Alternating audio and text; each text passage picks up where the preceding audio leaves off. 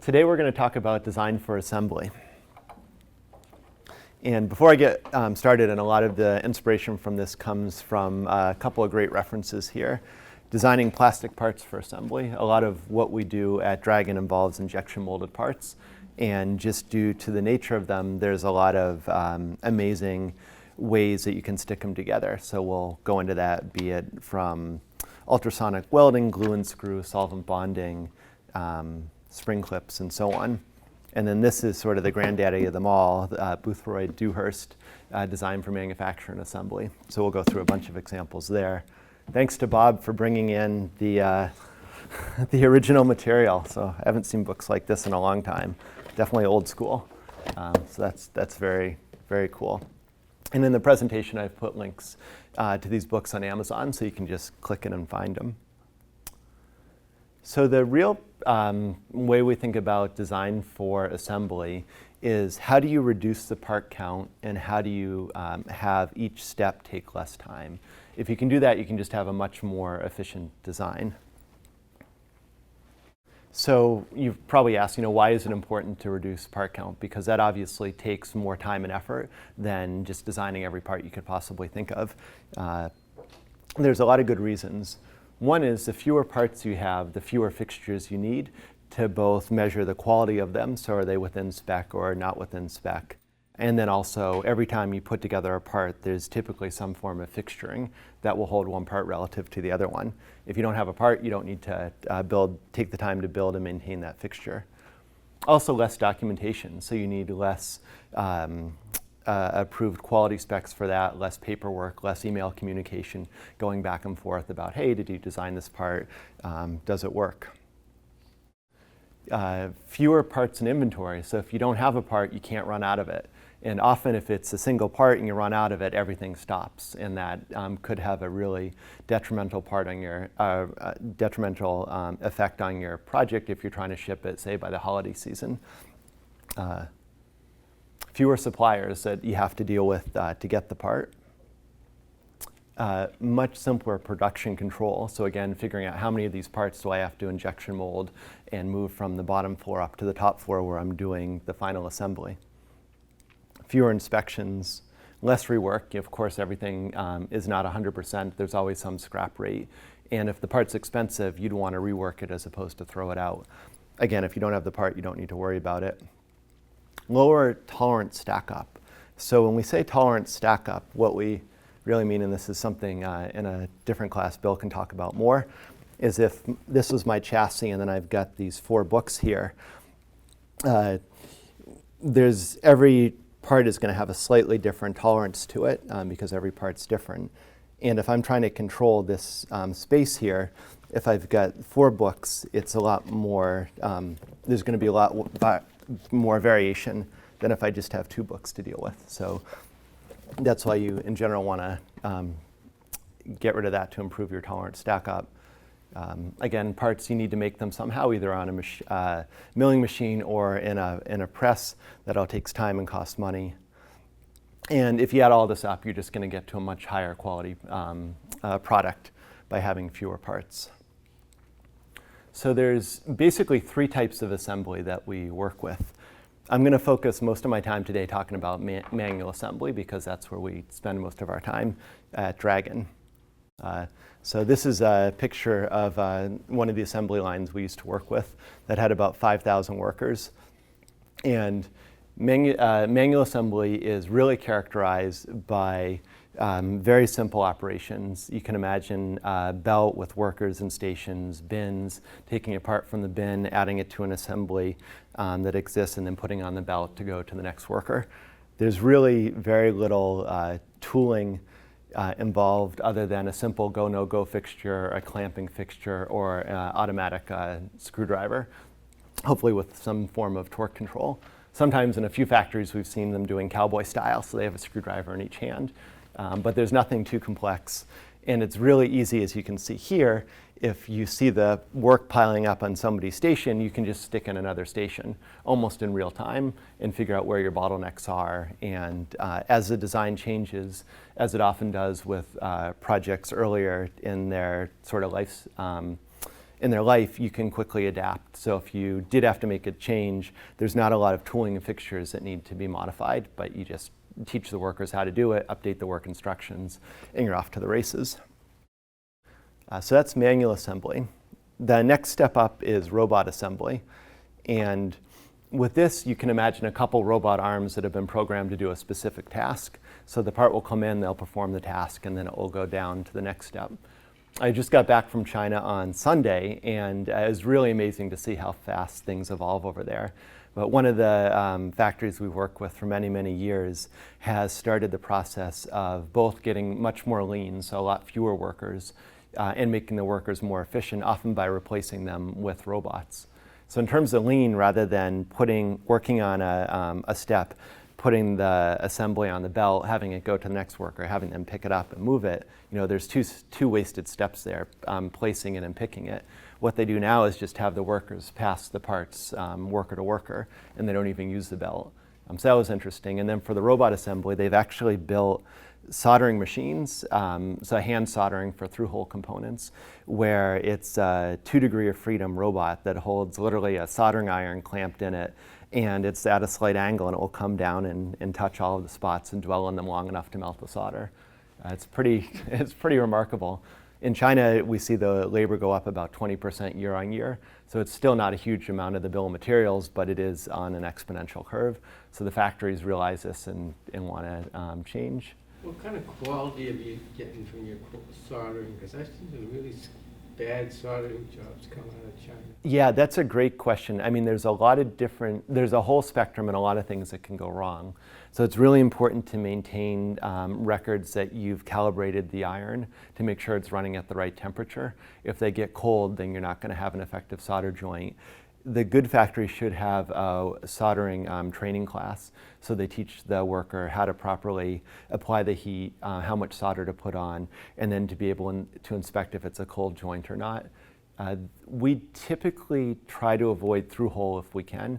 SMT is a fully automated version of that, but in some cases you can if you need a big component that's dissipating a lot of power. And in that case, we very rarely have any problems, but we work with good factories that have been well trained. If you look at the whole spectrum, though, it's certainly for a non-qualified factory something I'd worry a lot about. And anything you can do in through-hole, in SMT, you definitely should. So Scott, yeah. The cost of, say, two robot arms versus 10 fingers. Right. How do they compare? That's like a rule of thumb? Yep. No, that's an awesome way to look at it. So basically, if you think of what you get for 10 fingers, you get an amazing vision system, a great intelligence system, and it's right now going to cost you $4 to $6 an hour. And it's just incredible that if I'm trying to move the pen from here to here, like I can do that in my sleep until the cows come home, and you get pretty good value for my $4 an hour. Whereas to have a robot be able to do that, you need a really well understood structured environment. The robots that we see are still on the simple side, at least over in China. So for them, the main cost is just the electricity to run it. They're basically so simple, there's not too much programming, and it is a very structured environment because with the PCBs, every board is the same and all the holes are in the same position. So in that case, it actually is getting cheaper than paying a worker, but it's only for a finite. I think the factories we looked at are doing a very smart job of identifying specific areas that a robot can add value. They're not trying to apply robots everywhere. So very limited degrees of freedom. Like the soldering one only has two degrees of freedom, basically up and down, and then it can rotate. But at some stage, Rod Brooks and his team over at Rethink are doing some really cool things, building humanoid robots. And I'm really excited to see what they come up with. But it's an insanely hard challenge to replace our 10 fingers or 10 digits and a vision system. Thanks. Yeah. So that's sort of in the middle. And then for automatic assembly, so this typically is for very, very high volume. So if you think of cars being manufactured, especially because a car is so heavy that a human can't lift it, or one of my favorite examples is if you look in the shower at all the shampoo, ordinarily you might think that's built overseas, but it's actually 99.9% built in the US because it's just super high volume. It's blow molded containers and then goop in a bottle. So something like that, it makes a lot of sense to automate it and invest in the tooling and the fixtures. The challenge is because of all of those robots that are highly specialized, so the material feeding to handle that specific bottle geometry, any change you make is going to be incredibly painful, because not only do you have to do the product design and change that and validate it, but then you have to change all the tooling, and that's its own project. So you wouldn't want to do that for a relatively low volume, like something under 5 million as a rough rule of thumb. But anything more than that, then it would make sense to get rid of the workers, just because there's a limit to how fast we can do. And that one, as you get into high volume, the cost is amortized over every unit that you build, whereas with manual labor, it's just linear. The more you build, the more workers you hire, for the most part. So there's two curves you can envision there. But for what we're going to talk about for this class and then for the next one, it's all focused really on manual assembly. So there's thinking that we do a lot with injection molded plastics. They're great that there's a lot of different ways we can stick them together. And some of the common assembly methods that we see are screw bosses. So these are absolutely the simplest thing you can do. You would like the posts to be self-locating, so as you put your two clamshell halves together, the posts will find their mates with some nice lead-in and basically fixture themselves, so you don't need to wiggle them around to get them to line up. Press fit, so if you think of putting a shaft into a gear, no adhesive or anything required, you just undersize the hole slightly according to standard engineering practices, and you can press in the shaft. You might knurl it a little bit as well, or put a spline on it so it has a little bit more interference. A snap clip you'll often see on things like remotes or any product that doesn't have to be taken apart again. They're usually a one-time device. We do a lot of ultrasonic welding, and I'll talk a little bit more about that in a second. Heat staking or cold staking is another great way. If you've got thinking of our clamshell housing with a circuit board, you might have a few posts come up, and then you could lay the circuit board on and then deform plastically the top of that, and that'll give you a nice, easy, low-cost way to attach the board. Living hinge, and we'll look at this again in more detail, but if you're making say a protective case and you want a way to create a hinge in the back, there's some techniques where you can get a very thin thickness of plastic there and be able to fold it over without it fracturing. Solvent bonding, it's not my favorite one because it's dangerous and it's not good for the workers. You need a lot of good ventilation to keep everybody safe, and it's also very flammable. But that is a way to attach two parts as well. Adhesives, a hot plate we'll talk about in more detail. Laser welding. So this one I won't go into a specific example, but I will say when we were building the Scuba iRobot, we decided, being good engineers, we need a laser. We're going to laser weld this thing. And we ended up building about a $500,000 piece of equipment in the US because there wasn't any of these in China, shipping this whole thing, which is as big as like 4 phone booths, to China. Realizing that China runs on a different power voltage than we do. It actually had 8 different power sources in it. We converted 7 of the 8, so we spent 2 days and nights trying to figure out why it didn't work. We finally got that down, and then realized we needed about $100,000 of spare parts, because if the laser welder went down, everything stopped, and we just weren't going to make our quota, and we were trying to go public at the time. So it was just a giant mess. So use laser welders sparingly. But they are insanely cool. Inductive welding, spin welding, and vibration welding. So, spin welding. So basically, in that you'd have 2 parts that have an axis of rotation, and you will have a slight interference, and you spin one relative to the other. It creates heat, which melts the plastic, and then you squish them together. So suppose you're going to build like a sphere. You'd have the 2 hemispheres, and then would do it and stick them together. Vibration welding is the same thing, but just linear, and you heat and squish. And then there's stir welding, which you use a probe between the two. So you run basically a drill with no flutes or anything, just a rod, spin it between the groove and kind of mix them up. Yes, that's, yep. And you can do dissimilar metals that way. Very cool. Yeah, we haven't. I haven't seen that in China yet, but that would be. Yeah. Have you done any of that here? No, I actually just know my car has a couple of parts on it that are still welded. Oh, interesting. It's really weird to look at. It looks like someone was trying to mill a groove and really screwed up. Okay. Huh. Do you know what the two metals are? They're both aluminum in this case. Okay, but different alloys. I don't know if they are or not. Okay. I just know that you can, if you have to, you can Yeah. do dissimilar metals. That's very cool. Let's see, so I figured here we'll just dive into a couple of them. So this is ultrasonic welding, which you can see everywhere, and you can always tell by the super annoying high-pitched chirp that accompanies it. And basically the deal with ultrasonic welding is you need an energy deflector, which is this little point here.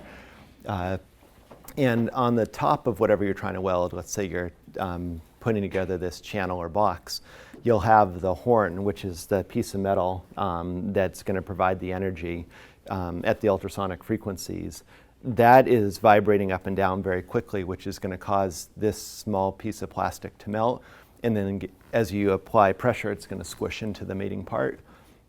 There's some techniques where you can build in either a cosmetic edge here so that the flash or the overflow will squirt into the middle and not affect the aesthetics. And we'll look at more flash wells in a little bit. But you see ultrasonic welding all the time. And the trick is, ideally, you want to be able to get the horn right on top of the energy deflectors, as opposed to being pushing down in the middle. So it does depend on the geometry that you're building. This is cold or hot staking, as I described. So you've got a base chassis with a post. You apply the other part, and then either do heat or not heat to plastically deform, and you'll get basically a mushroom head. I typically prefer cold forming because it tends to squeeze the two parts together, whereas if you do heat staking, they can lift off a little bit. But you have to have the right choice of resins.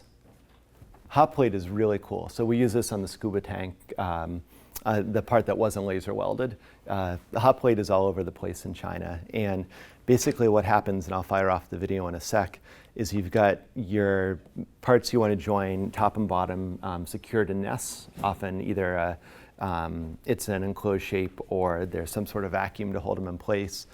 Your hot plate will slide out into the middle. You'll go through a heat soak phase to soften up the mating parts. The hot plate will slide out of the way, and then the two mating halves will get squished together. And it's a great, super low-cost way that's easy to maintain to be able to stick parts together.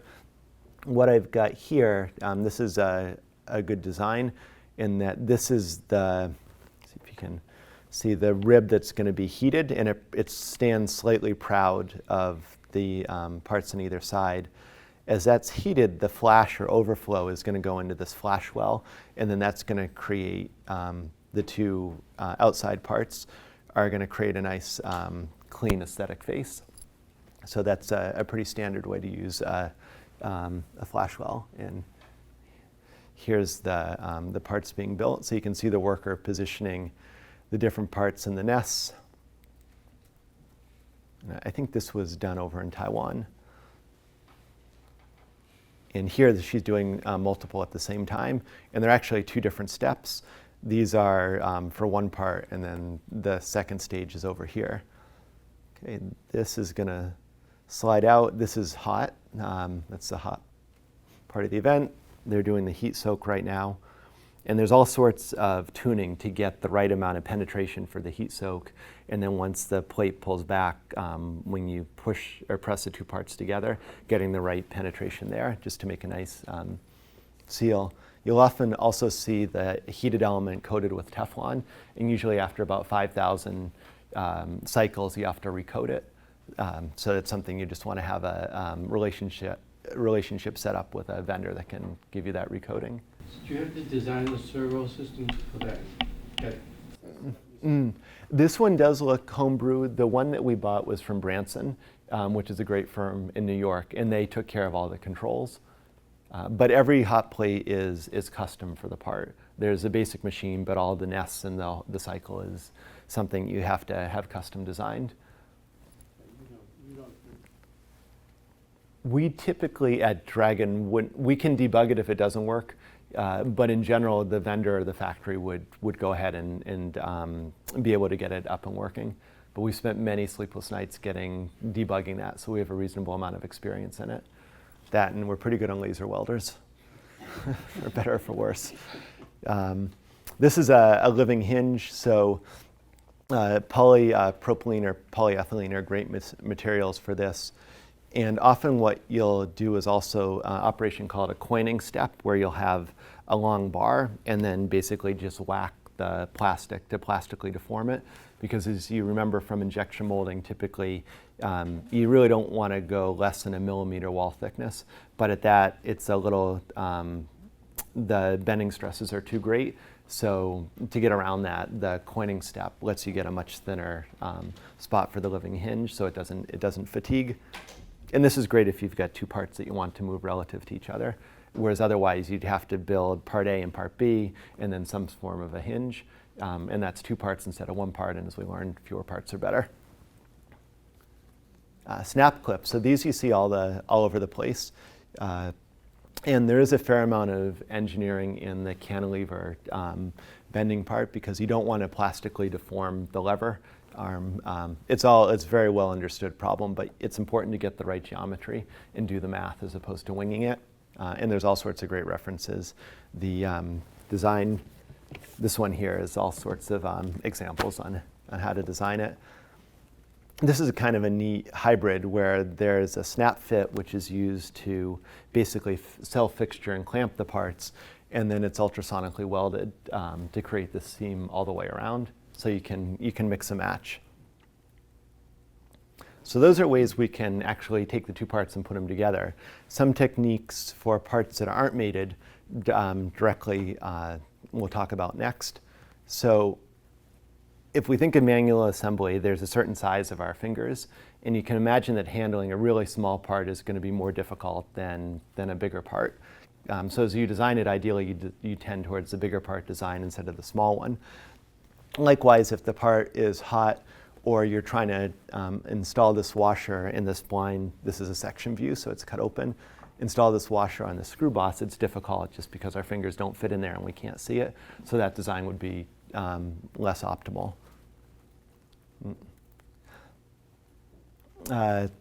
Likewise, if it's slippery, if it's flexible, it's going to be flopping all over the place and it's difficult to get it to line up. And then of course, if it's sharp, you'll need gloves or something to protect yourself. So those are all things you want to think about. In terms of general guidelines, as you remember on one of our earlier talks, we came up with we described a theoretical way to see if a part is actually needed or not. And there's 3 basic criteria that you'd want to ask. One is, does it need to move relative to another part? If yes, then you do need a second part. 2, does it need to be a different material? So if one has to be aluminum and one wants to be plastic, then you obviously need different parts. And then 3, is it required that they're separate for assembly? And if the answer is no to all of those, then you really should be able to, at least in theory, combine it. So in general, this would mean you don't need any screws, you don't need any washers, and so on, which of course is not practical. But it does provide a framework to create or calculate the minimum required parts. As you design it, your part, you want to minimize the required adjustments. You just want to have it to go together and work. And we'll talk about some examples there. You want all the parts, as we were talking about with the screw boss, to be self-locating so that you don't need to use your fingers to line up the edges. You just want them from a gross motion to clamp together nicely and fixture themselves. For standardized parts across the product, so if you can, you'd want to, suppose you have a screw in there, you'd want to use the same screw size and length everywhere, because then you don't need to worry about, either I ran out of the screw or that screw, or I put the wrong screw in the wrong place. Sometimes you can't do it, but to the extent that you can, it makes life a lot easier. You'd like it to be very robust to sloppy tolerances.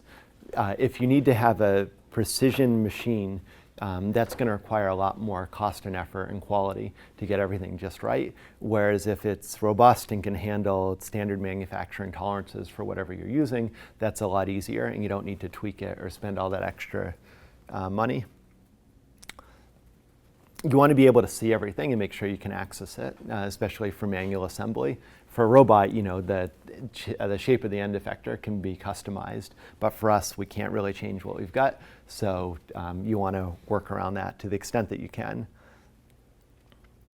As we were looking at in also the manual assembly, you'll see there's all the assembly stations, and then all the work in progress or the parts is in bins.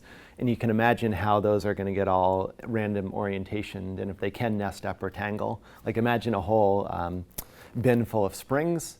That's going to be a giant nightmare to get those untangled, and we always want to reduce the time it takes to assemble something. So that's going to be a less efficient design than one that might have a different design of the springs, or maybe use some features built into the plastic to provide the compliance. So you want to keep that in mind. You want to avoid reorienting things. So as you're designing a part, maybe it has some screw fasteners. Ideally, you'd only want to attack it from the top. You wouldn't have, less desirable would be to put the screws in the top and then turn it over and do the bottom. When you do that, often you'll use a fixture that has a hinge on it. So I know when we were building the Roomba, we did have to get at it from both sides. So the fixture itself had that degree of freedom built in, so you could just rotate it easily. It was all padded so it didn't scratch the robot, get the other side. But that, if you think about it, takes more effort to build those fixtures. Those cost something. They take maintenance and so on. So much better if you can address everything from just one side. So thinking about how the features on the part, one of the key things you want to do is make things, no matter which way you put them together, it's right. So if it can only go one way, you only want it to go one way. A better design would be more accommodating, whether you put it together like this or like this, which all points towards symmetry. But within there, you want to build in the design intelligence that the features tell it which way to go, and that you can't put it together wrong. If something does need to be asymmetric for some reason, you want to make it grossly asymmetric, so it's really obvious to see. Subtlety is not what we're shooting for in design for assembly. You want to have it very, very apparent and visually obvious. But otherwise, symmetry is good because it gets rid of the need to orient.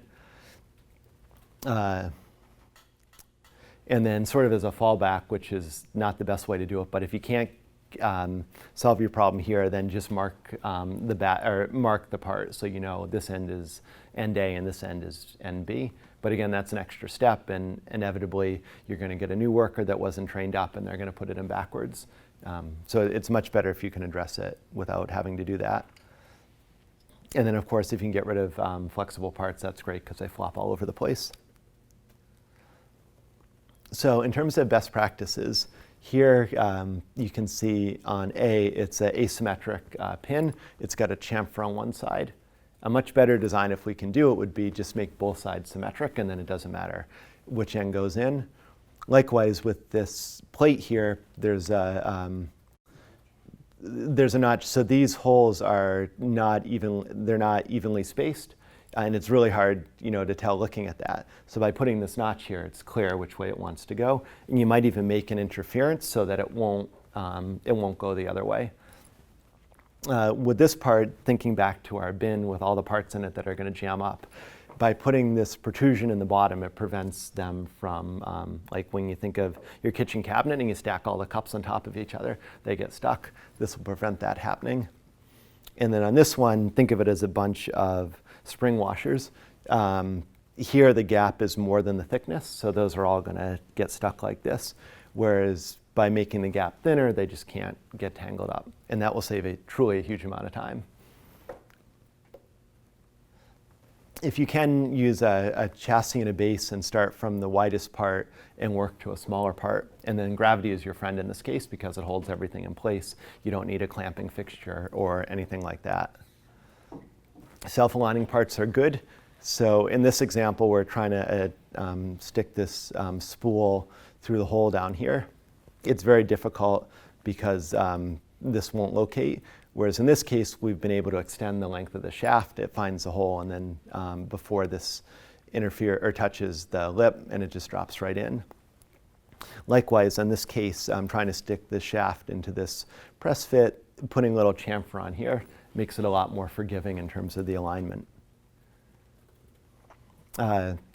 Non-jamming, so again, just adding some lead in here, and then preventing it from whipper jawing by changing the aspect ratio so that it won't, and these are all cross sections, so that this piece won't get cockeyed. Here we're talking about orientation, so in this case you'd have to come at it from the top and then flip it over and come at it from the bottom. It also looks like it may be using slotted screws, which are more effort to line up than, say, a Phillips. This is kind of a cool one. So as you're dropping a pin into a closely toleranced hole, it's going to trap the air in there, and that's going to make it difficult to get it fully seated. So you can either add a hole in the bottom or put a slight flat on the shaft, and that will let the air escape. Do you take into consideration how easy it would be for your customers to find replacement parts? Yeah, that would be another lens we could look at the design through. So we often, first step is just to get the thing working. None of this matters if it doesn't work. And then we often think about design for manufacturability. So how do you take a 3D printed part with all sorts of undercuts and uneven wall thicknesses and make that into an injection molded part? And then how do you make those parts go together as a design for assembly? But then you can look at design for life, design for repairability, design for cost, design for recycling. Like, there's all sorts of different lenses. And then you have to balance this with your time to market. What is a customer going to want? What's the price point of the product? And in a sense, what's your competition doing? So that's why it's such a why consumer electronics are so cool. Like, there's just so many different, it's a multivariable system, and trying to figure out, like, you could optimize for the perfect design for assembly system, but you might get your clock cleaned by somebody who's been able to go faster with a less than ideal design. So everything is it's all about balance. Okay, so these are just some simple examples, A and B, of thinking which one's better. And clearly the spring clip is a better way than having to get this. It has fewer parts, and then this would require more tools to be able to hold and twist it together. This one's kind of cool, where this is it has to go in this orientation with the rectangle on the side. In this case, it'd be very easy to put it on backwards, and probably about half of them would come out wrong. So by putting this feature in here where it stands proud, if you were to put it on the wrong way, it would never lie flush, and it'd be a good indication that something's messed up. So that's a nice design.